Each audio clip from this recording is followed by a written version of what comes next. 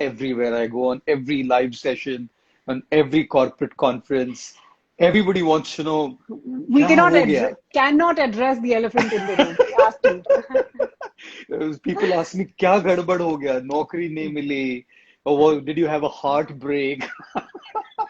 A variety of things people keep asking me. Why this shift, you know? So I think when I started working at Niebla Packard, HP, I thought that I needed to be very honest to myself. And that honesty entails trying to see what my professional life was like. And there were three aspects to my professional life. Number one, I was decently good at doing what I was doing. And because I was decently good at doing what I was doing, number two, I was paid well. So I was getting a good salary, and I was also good at doing what I was doing, but there was a major problem. And the problem was I wasn't happy with what I was doing. You could be absolutely great at doing what you're doing. There are software coders Right. who are absolutely great at doing what they do, but they hate it. You know, Absolutely. if you read the autobiography of Andre Agassi, Open, it's amazing that such an incredible tennis legend hated tennis all his life. Can you believe that? Great at it, paid That well is for it, very unbelievable. but hated it, right? So here I was working, correct? And then being paid well, good at doing what I was doing, but not happy. Not happy because I realized this is not me. It's very crucial and important to be able to do what you're meant to do, what you're cut for doing, rather than just fitting into the mold that society has Absolutely. created for you. You know what I mean? Right. So I asked myself this question. Look, if you're looking at like spending 8 hours at work daily, that's like a very conservative number. Yeah. 8 hours. It's way more than that, but just Basics. eight. Yeah, basic Yeah. 8 hours. And if you're looking at 5 days a week, that makes it 40 hours at your workplace in a week. Right. Now assuming you have 50 weeks a year, which is 2 weeks of holiday in a year, that's 50 weeks into 40. That makes it 2,000 hours a year at your workplace. And assuming that you work for about 45 years, assuming average, 45 into 2000 is Zoya 90,000 human hours at the workplace. That's a daunting number, by the way. And that accounts It's to about, yeah, yeah, three-fourths that of your accounts to life. about, yeah, approximately about 10 years or more of your life. And Exactly. I'm not sure if you're just going to be working at your workplace, doing something that you're great at, doing something that you're paid for, but 90,000 hours of cribbing, complaining, crying, and being in misery and agony that I hate what I'm doing. I said, hey, look, I'm not going to be miserable for 90,000 hours. I chose not to be in agony for 90,000 hours of my life and decided to do what was me. And what was me? It was, I was interested in life. I was interested in people. I was interested in behavioral economics. I was interested in psychology. And then my Right. interest in these subjects, which was my passion, and then my calling for spirituality put together, this made I made a decision I'll be a monk because probably a lot of life answers would come from these spiritual paths. But just a Right. word of caution to everybody who's watching out here, you know, I took that risk. It was an uncalculated one, just made that massive shift. But if you are wanting to make that shift, not to be a monk, but to follow your passion and doing what you love to do, I think there's real life where there are liabilities, mortgages, financial obligations, and you can't Yes. just make that sudden shift, you know. So my advice is you please make sure that all these things are taken care of, and then side by side pursue your dream, pursue your aspiration, follow it side by side a little bit, and if you're fortunate, one day your passion will be your profession. But I moved so that my passion becomes my profession, Zoya. Absolutely. I think I'll agree with what you just said. It's so Yeah. important to do what you love and love Yes, what you do. Um, absolutely. because there's one life to live, and if you're not happy in that, what's the point? Oh man, really. True. Right. So I have a set of questions that I want to ask you. But before I Sure. move on to the serious questions, there's one Uh-huh. question that I personally want to ask you. Okay. Um, when I came across your videos and the lectures that you've given, I felt like I was speaking to someone who is, your lingo was very millennial. There was no Yes. pretentious, right? There was Yeah. no pretentious Yeah. language that you wanted to like address everyone with. It was as if Mhm. I was speaking to someone I knew. Yeah. Um, so your language has been very, very today's, right? Why the Yes. change in the outfit and why the change in the way you dress? Uh, Yeah. is Yeah. is it Yeah. important to be a monk and wear what you wear and just be spiritual? Yeah. I think there's two different questions there, Zoya. Number one is about the language and the jargon, which kind of is appealing to the millennial and the youngsters out there. And I remember being at Tech Fest last year or probably the year before, and oh God, there was 2018. 2018. There was like a massive queue out there, and it was all filled with youth, and there was no place to sit. People were sitting in the aisles, and I was surprised why these guys have come. Then I caught, hey, look, I guess the jargon connects, the terminology kind of connects. So that's Hmm. one. And the second part is my attire or my being a monk, despite all this modernism and this language and lingo and jargon, right? Right, right. The first one, of course, is about my language and terminology and jargon. You know, there's a age-old proverb in English which says "old wine in a new bottle." Right. Yes. So the wine is really the same, but the bottle is packaged in a certain way where people find it more appealing to buy it because it's a new bottle. But the content doesn't change.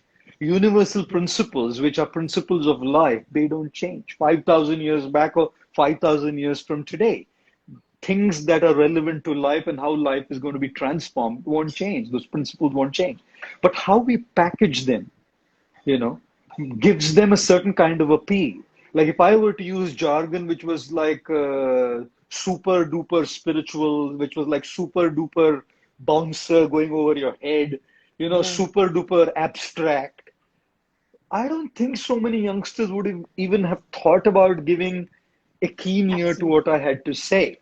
So I really feel that it's crucial that we package what we do being relevant to times. And it's not just spiritual knowledge, but you are into acting. Acting's the same. Where somebody is in comedy, it's about the same. Some companies making a product, it's the same. You need to be with the times in order to give your product my being wisdom, life transforming wisdom. So that's one aspect, the language change of language aspect. And I keep changing it as it goes on. I can use words Absolutely. like savage, lit. That is what was intriguing to me because uh, I looked at you and then I saw your videos and I was like, uh, okay, you speak like Yeah, us. So that was yeah, very intriguing to me, which is why yeah, the question. yeah. And then the monk, the attire of a monk Attire. and life of a monk. I don't think wisdom is the monopoly of monks. Why? Everybody who lives life, everybody who understands life, everybody who has experience in life has wisdom, right? Like in Hindi, they say, जिंदगी की हर सुबह कोई शर्त लेकर आती है. जिंदगी की हर सुबह कोई शर्त लेकर आती है और जिंदगी की हर शाम एक तजुर्बा देकर जाती है. So that tajurba, that experience is what, it's not the monopoly of monks, obviously. Right? So I don't think you need to be a monk to change your jargon and present wisdom. Not at all. Right? Being a monk was a very personal choice I made. Right? Absolutely. My passion was life and life sciences, but my spiritual calling made me take the life of a monk. Correct? And then obviously wisdom and presenting wisdom does not need you to dress in a certain way. But because I've chosen the life of a monk, then obviously I dress up in a certain way. Like if you're an army officer, you've chosen to be an army officer, you're going to dress up in a certain way. If you're a police Right. officer, you're going to dress up in a certain way. If you're a doctor, you're going to dress up in a certain way. So the dress is a very personal choice based on the particular path you've chosen. And like somebody, I remember I read this message, someone sending a message, that t-shirt look lit. Not many, not many. Wow. Not many have seen me in my t-shirt look, right? I'm usually in a Absolutely not. kurta, but today it was just like casual, so I just decided I'll just keep my t-shirt on, right?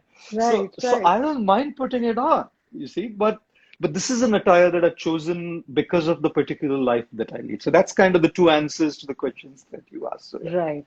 thank you. Absolutely. Also, it came from me being completely intrigued by the look and what you were speaking, and I thought I could totally connect with you the way you spoke, Yeah, yeah. but you looked completely different than, it was quite a contrast.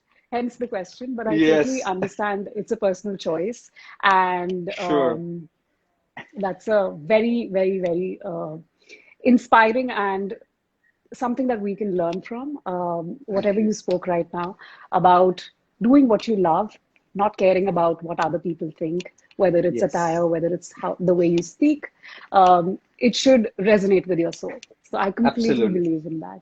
Absolutely. So moving on to the more serious questions that I have for you, Okay. which I'm very excited to ask because I am I am a basic average reader, not a Mhm. very avid reader, but I love reading about spirituality and love, those self-help books. My rack is filled with that, although Yes. I don't read so much. Hmm. But one question that I would like to ask you before this is you would need to give us a list of books because you talk about reading a lot in your interviews, that Yes. one must read a Yes. lot. So Yes. your top five or top three books that one you think one should read in their lifetime. Yes. Number one, I think people should definitely pick up Open by Andre Agassi, the Okay. autobiography, because that's his journey and passion and why he decided to continue with tennis.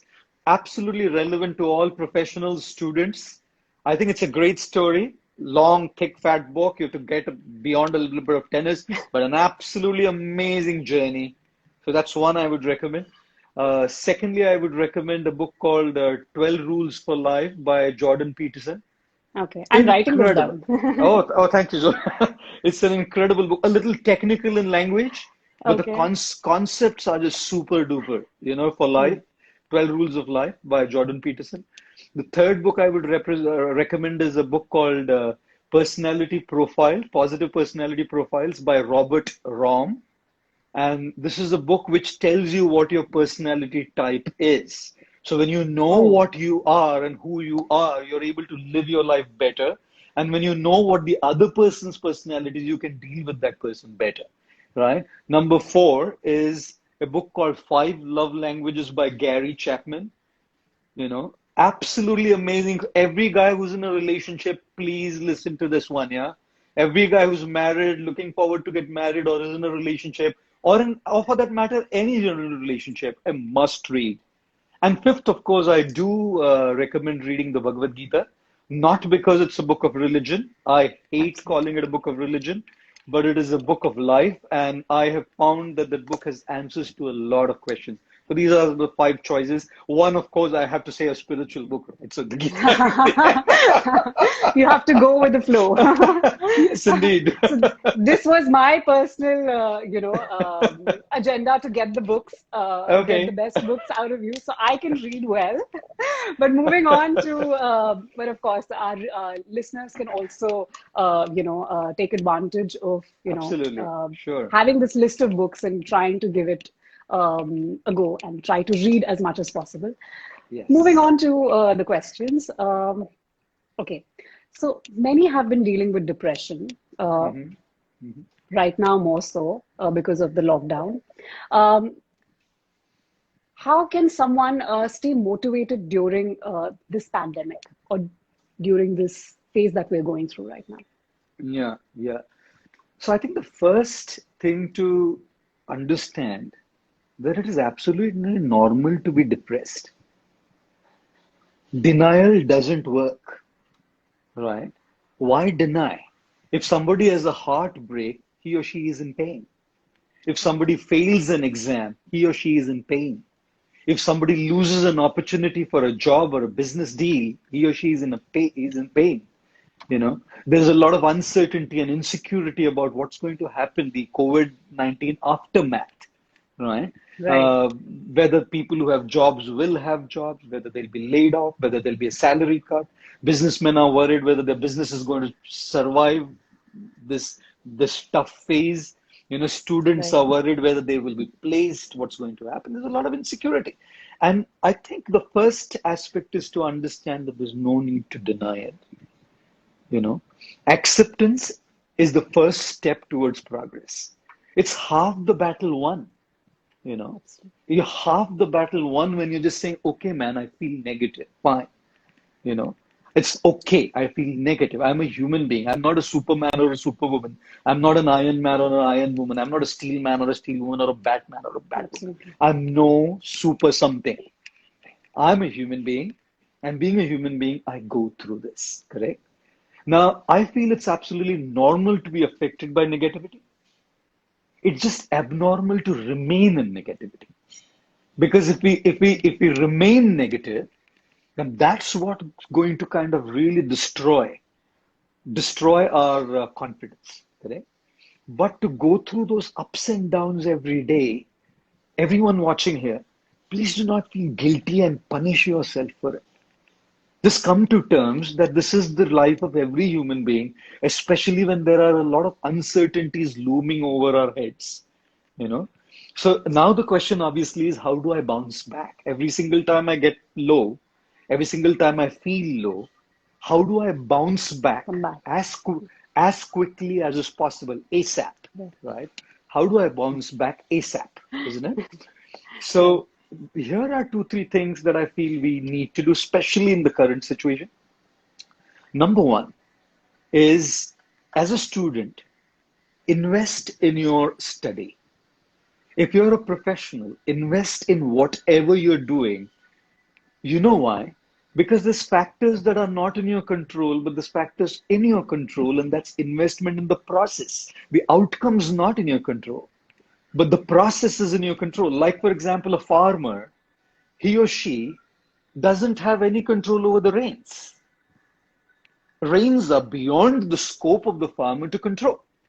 But tilling the soil, plowing the soil, making the soil fertile, sowing the seeds, it's absolutely within the control of the farmer. And if the farmer invests in that process of plowing, tilling, sowing, what the farmer is doing is making him or her future ready. That whenever the rains come, man, I'm ready. Imagine the other farmers who are taking it easy because it's not raining. They don't have that advantage. But this guy has been working hard. Working hard. Why? Because he knows whenever it rains, I'm ready. So that's first. Don't be depressed. Once you start working on the process, you will move out of it and feel confident that मैं कर रही हूँ जो मेरे हाथ में, right? Then obviously the next question that's kind of a follow-up to it would be, hey, look, I understand, that I need to kind of invest in the process whenever it rains. Oh, when the hell is it going to rain? Correct? मतलब कब तक रुके रहेंगे? Isn't it? They say that wait period. That wait period, absolutely. So patience is not just about waiting, Patience is about having the right attitude while waiting. Because wait you must. Well said. You don't have a choice. Wait you must. But if I have the right attitude, I'm hopeful, not depressed. You know what I mean? So how does one kind of go through till that period and that wait phase, So I feel there's two things there. Number one, I think there's a great need for emotional support. Because when you have that low phase, you need somebody to whom you can, there's no solution right away, right? So, but you have somebody, then you don't have to go through it alone. There's somebody with whom you can share it. And which is why precisely I say there is a great need that you have a friend or a guide or a mentor, trustworthy person to whom you can confide, you can open up. अपने दिल की बात ना खुल के बोल सकता है कोई, है ना? लेकिन कई बार आजकल क्या होता है ना, आजकल जब आप किसी से अपनी बात बोलने जाते हैं, आजकल समझने वाले लोग नहीं मिलते हैं. जो भी मिलता है वो समझा कर चला जाता है. They're hearing, but they're never listening. They're never listening. They're not listening. So if you don't have Yeah, such a person, if you don't have such a person, I would say express your emotions to journal writing. Like write uncensored, unprocessed right. thoughts. Let the energy flow and come out on paper, right? Even that's going to make you feel lighter because you expressed yourself. And then I feel apart from that emotional support, there's also a need for spiritual support, which is why meditation or prayer or Absolutely. whatever aspect people follow in their particular life will give us that fortitude and that strength to face these challenges in that wait phase. But that's how I would look at this whole the depression thing during this phase. But please understand, everybody who's watching, it's normal. Yeah, don't just kind of punish yourself. मुझे ऐसा क्यों लग रहा है? क्यों लग रहा है? Accept it and half the battle won. You know. Yeah. Absolutely. Very well said. Thank you for those enlightening words. I think a Thank you. lot of us are Thank going you. through this depression. Even, a lot of my people that I know. In fact, I had a question put up on Instagram if somebody would like to ask you anything. Most of the questions that came in were regarding this. Okay. How to not procrastinate, how to, reach a point where you're not sad about this whole situation and you do something about it. So you very Yes. well explained it. If you all got the answers to that. So, okay, the second question to you is, do you believe in destiny? If yes, hmm what is the value of our efforts? If no, hmm why do we fail hmm sometimes, even when sometimes we feel that our soul feels that this is our destiny? We work hard towards it, hmm but even then we fail. hmm Yeah. So, Yeah. why does that Yeah. happen? Yeah. Yeah. Here's my question. Like if a student doesn't study for the entire semester and fails his or her exam, is that destiny? No. That's wrong choices. I did study.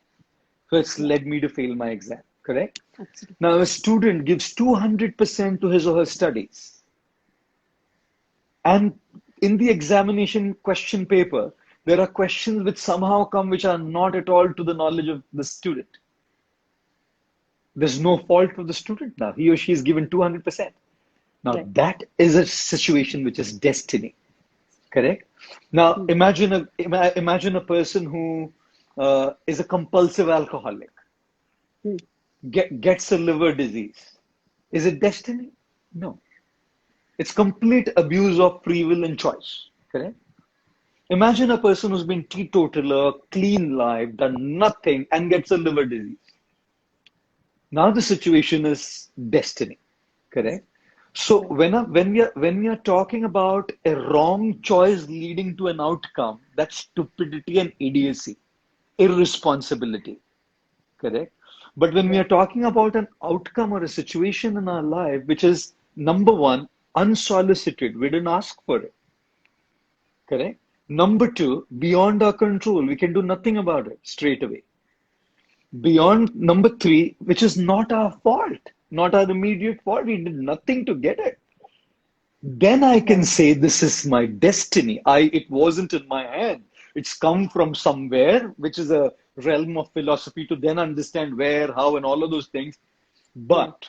But here's what I usually like to say. It's not about what happens to us beyond our control, things beyond our control, destiny. It's not about what happens to us. It's about what we do with what happens to us. The situation is destined. I didn't seek it. I didn't do anything to get it. But how I respond to it is entirely in my control.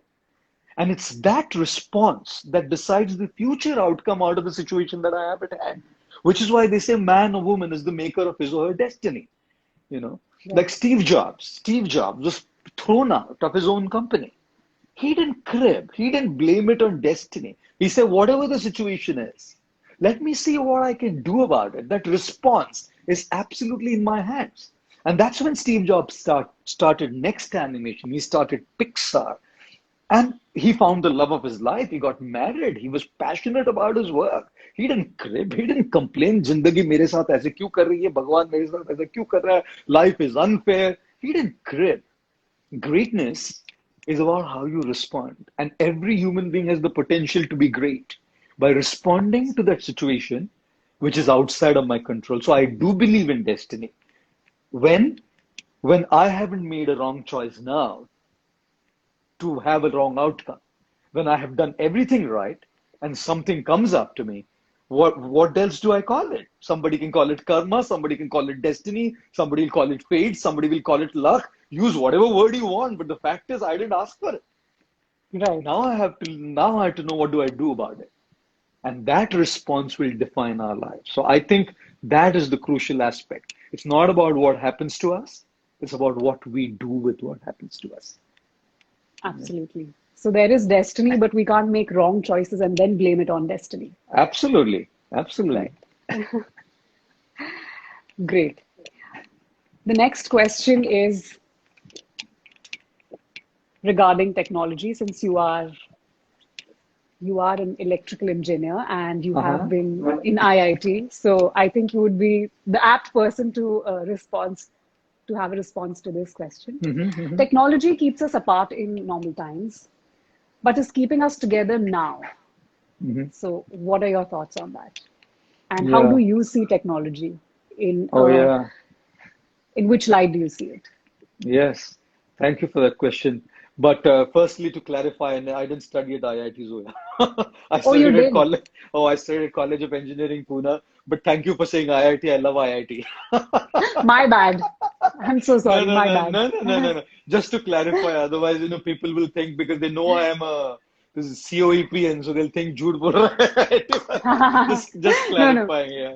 Just Absolutely my clarifying. bad. No, no, no, not at all. So, obviously, people see me as a very tech savvy guy, 100%. I am on top of it all and understand the world of technology very well. The question is, what is the value of technology in our lives, isn't it?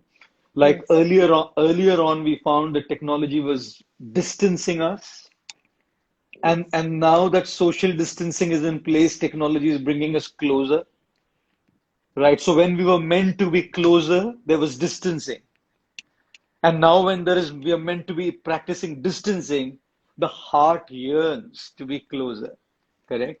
Right. So I feel this pandemic has, in one sense, given us a very good realization and experience. And that experience is relationships are meant to be real with real people. They're not just meant to be virtual. As many as online followers we have on our social media, and we have a massive fan base, real relationships are real relationships. When I go through a personal crisis and the world gets to know, all our social media followers will send bouquets and tears and cry, and genuinely.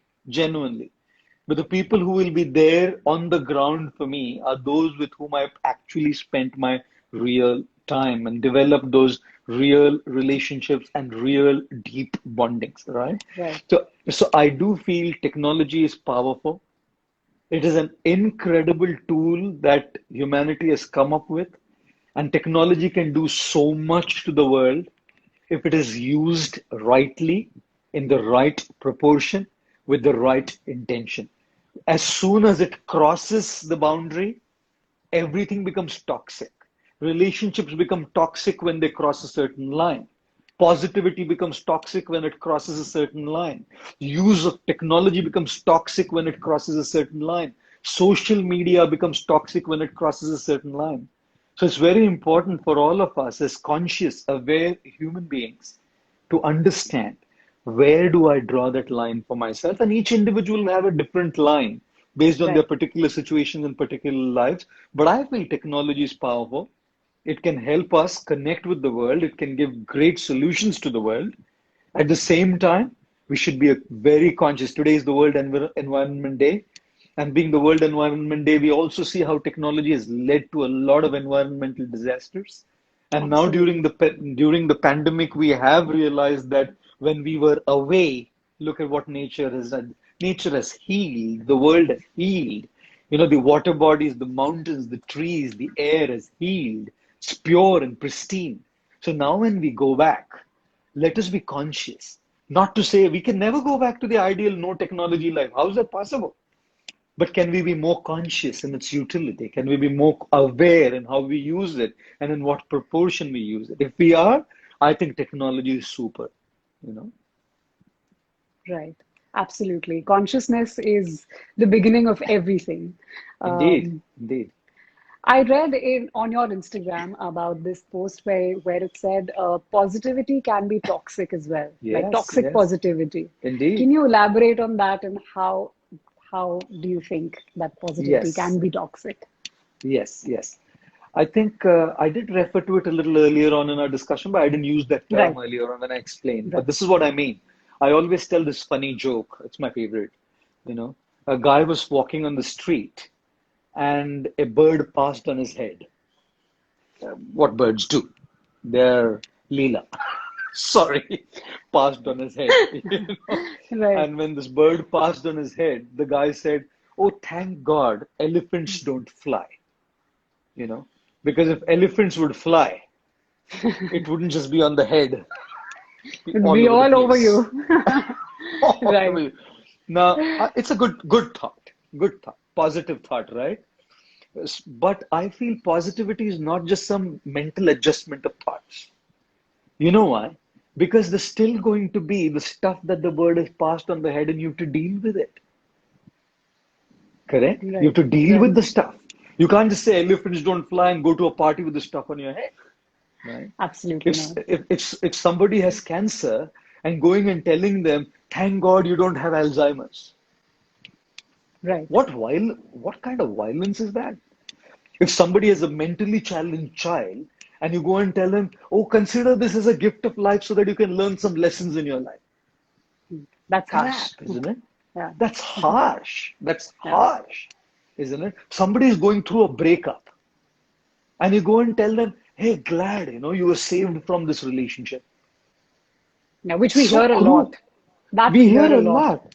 Yeah. It's so cruel. It's so cruel, right?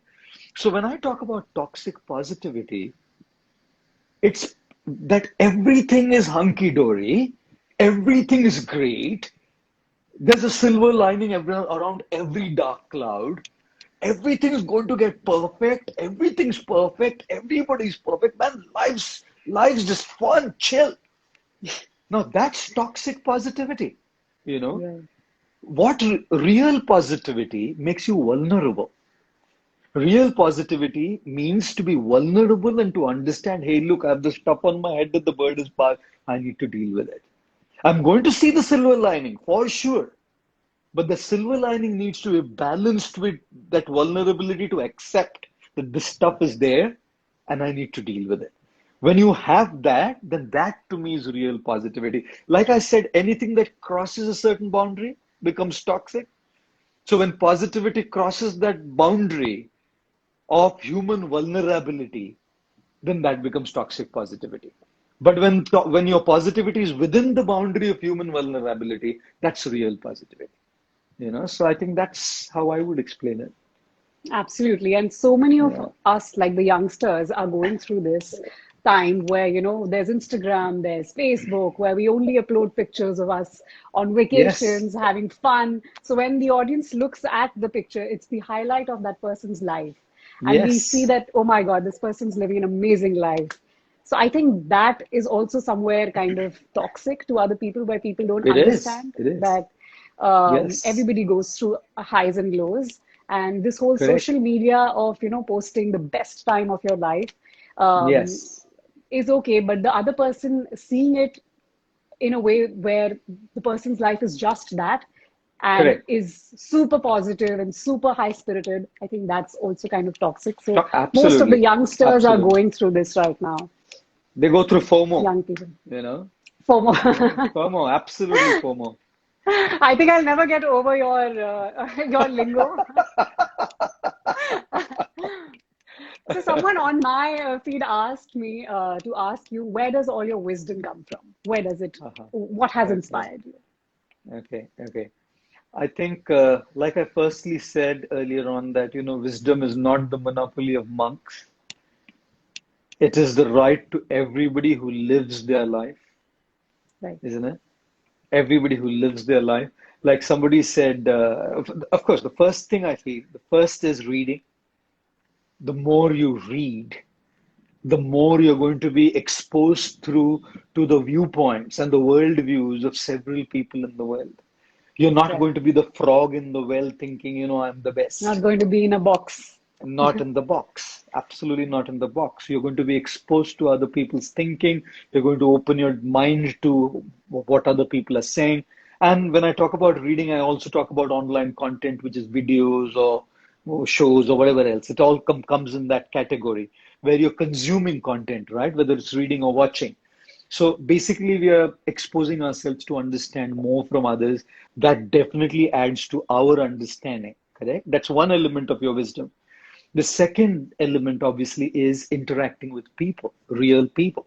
When you're interacting with people, you start understanding the highs and lows, the ups and downs, the peaks and the valleys, the crests and the troughs of real life relationships. And then when you have a dialogue, in Sanskrit it's called samvad, you have a conversation. There's so much that people have to share if we are only willing to listen. I always say that if you think you're the smartest in the room, you're actually in the wrong room, right? Because how can we ever be the smartest? There are going to be people around us who know so much more. So that's the second source of wisdom, that you actually interact, converse, have dialogues with people who live their lives, who know so much more. And it's such an Right. incredible strength to be able to learn from them. And the third thing I feel is just your own life experiences, isn't it? That teaches you so much, so much. So, Like somebody said that tajurbe, tajurbe, hmm, or tajurba, whatever, tajurba इंसान को गलत फैसले लेने से बचाता है. तजुर्बा इंसान को गलत फैसला hmm. लेने से बचाता है, लेकिन तजुर्बा इंसान को गलत फैसले से ही आता है. you know so if you so it's It's a catch experience. 22 situation It's the then. catch 22 situation that you get experience stops you from making the wrong decisions, but you only get experience by making the wrong decisions. So not to say that we consciously make those mistakes, but we anyways make them. So I Yes. would say wisdom comes from these three things, and for me it's been a major source. Number one is reading and watching the right kind of people. Number two is interacting with people and learning from my teachers and my gurus through conversations, through dialogues with them. And number three is your own mistakes, your own experiences. And I've made many and I still do. It's stupid to say that just because you're a monk, you're above all mistakes. And any monk or any spiritual leader who says that is an absolute liar, because everybody is a Right. human being and everybody makes those mistakes, right? So, yeah, that's the source of wisdom, I guess. Absolutely. Very well said. And I think we all can learn from our mistakes and turn them into stepping stones. We Yes, are well over time, but I feel indeed, like I can indeed. speak to you all day long. Oh, Zoya, such a Um, pleasure. Yeah, I would love to chat all day long. but we're well over time, so I would really Indeed, like indeed. to conclude this Sure, discussion sure. with one last question is how to Uh-huh. deal with this global pandemic. How do we deal with Yes, this? yes. I think when we're talking about dealing with this global pandemic, number one, let us become more aware citizens of India. And people who are watching from overseas, let us become responsible global citizens where we Right. follow all the required norms of, social distancing, sanitation, and hygiene that is required to stay safe from this COVID-19 pandemic. And as the lockdown is being eased now, it's going to be all the more imperative and essential that we become careful. और इसीलिए तंदूरी रोटी अभी खाने मिले या नहीं मिले, तंदूरी जरूर रखना. Social distancing is tandoori. So that's Not what bad. that's one, of course. Let's Right. become more conscious and aware of following the right protocols to be safe and stay safe. Number two is, like I earlier mentioned, let us become more conscious when we get back into the world, to be, really conscious about the environment, about the animals, the trees, and being sensitive to the needs of every human being and everybody out there. And I think let us keep hope. The one thing that we need to keep is hope, that it will work out, you know. बुरे वक्त का भी एक दिन बुरा वक्त आता है, you know. So इस बुरे वक्त का भी Well, बुरा वक्त right. आएगा जी. So let's keep that hope and keep going, Zoya. Absolutely. Thank you so much for your Thank you time. very much. It's Thank been you. a Such a pleasure pleasure. to speak to you. And thank you, IIT Bombay, for giving me the opportunity to have a discussion with you. And it's been an honor, and I think we've My honor learned and quite a pleasure. lot. Thank you. Any conclusions that you would like to give to this discussion? Anything that you would like to ask? My question to you, Zoya, how have you spent your lockdown? Oh, how for the first few days, it was going into that rut of Netflix and chill and eating junk. Yes. But I felt like I couldn't do it anymore. After 4 or 5 days, I felt like it's too much and I need to get a routine back. And I felt like this was a great opportunity for, as Indeed. an artist, as an actor, you need to do a lot of research, need to see a lot of films, Yes. work on Yes. your skills. So I started waking up early, doing my workouts, learning, doing some online classes for vocal training, for my acting. And I've started a pageant training workshop. So a lot has happened over this whole lockdown period, which I'm very Yeah. thankful for. And I'm Yeah. not a very social person generally. So Okay. I kind of feel it's a little blessing where I don't have FOMO Okay. anymore. Lovely, So that's a lovely. good thing. Thank you again, and thank Thank you, you so much. TechFest IIT Bombay for having me over, and thank you, Zoya, for this lovely evening, and thank you all for joining this Thank you. conversation this evening. Thank you. Bye. Bye. Thank you. It was a pleasure. Have a good Absolute day. pleasure. Bye. Thank you. Bye.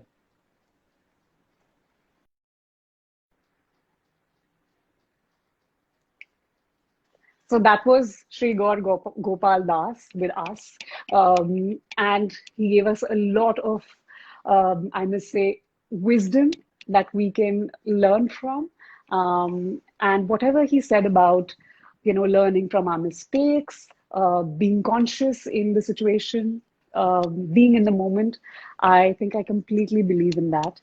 So it was a lovely time, being in this discussion with Sri Gaur Gopal Das. And thank you, IIT Bombay, for having me and giving me this opportunity. It was lovely being here. So thank you and goodbye.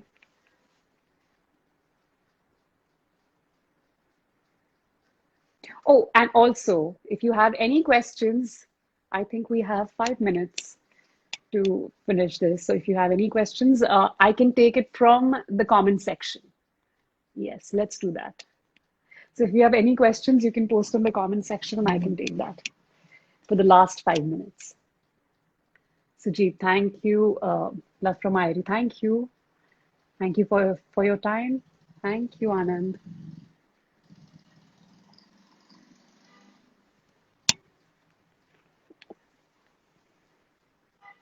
So if you guys have any question, you can just shoot right now. Books names. Okay. Yeah, I did ask him a lot of books name. That was one was Open, which was about this tennis player, and it is a heavy book that he said, and you need a lot of time to you need to take out a lot of time to read that. Another was 12 Rules of Life, um, Positive Personality Profile, Five Love Languages, and the Bhagavad Gita. So those were the 5 books that he recommended. Yes. What is the definition of empathy? Empathy from your perspective. I believe humans are created in a way where empathy comes to us naturally. It's the world that we start living in that kind of molds us into being non-empathetic and tries to mold us in a way where we see that empathy will not yield us profits. But how our core is built is that we always will have empathy. So never try to, kind of put it aside in a way. Always feel your feelings. I think that is very, very important. So to me, empathy comes very naturally and one should not suppress it.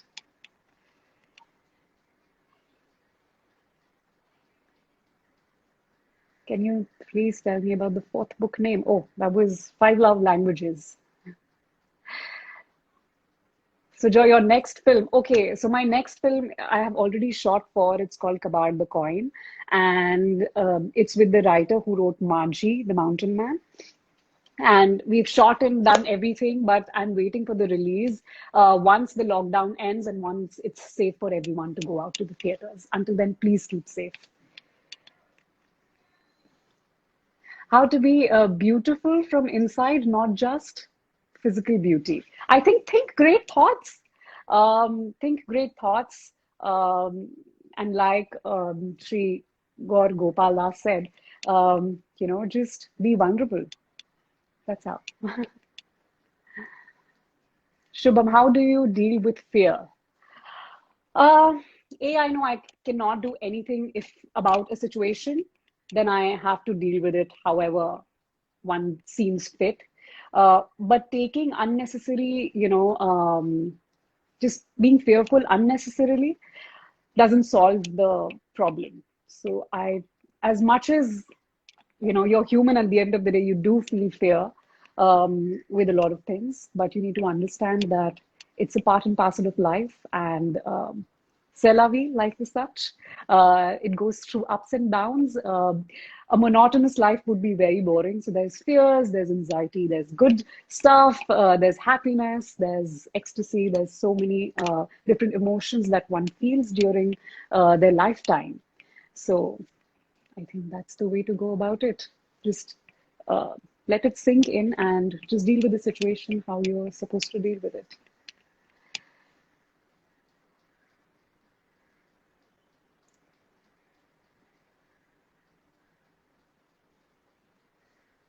Oh, the fifth book was Bhagavad Gita, and the first book, okay, I think you guys are missing it. Open, that was the first book.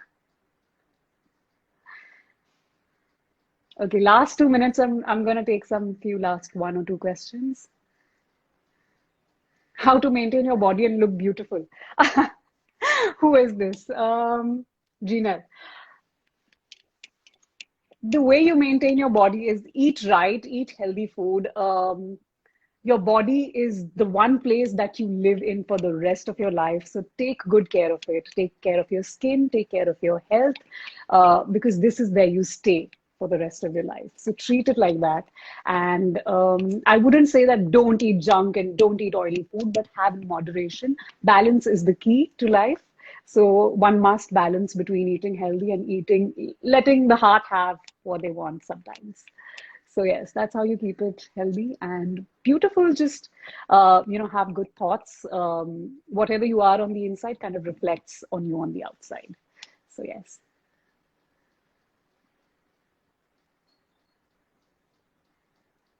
How are so happy? I think you're asking me, how am I so happy?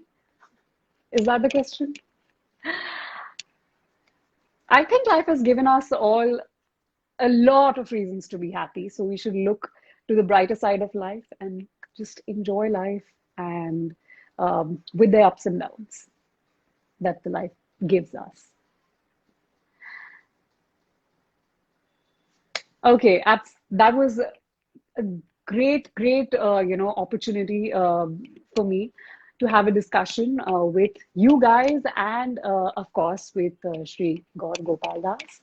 So thank you, IIT, for having me. It was a pleasure and I had a great time. Bye, everyone. Please take care of yourselves.